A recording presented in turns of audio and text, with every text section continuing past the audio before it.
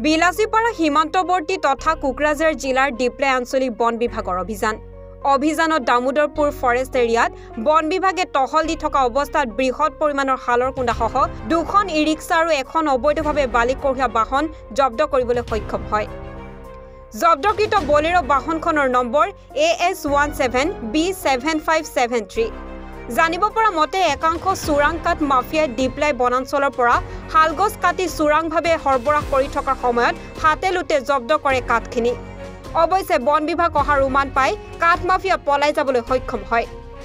সম্প্ৰতি জব্দকৃত চোৰাং কাঠ আৰু ই-ৰিক্সা 2খন ডিপ্লে আঞ্চলিক বন কাৰ্যালয়ত ৰাখি তদন্ত অব্যাহত ৰাখিছে বন বিভাগে। আমি ডিপ্লে ৰেঞ্জৰ পৰা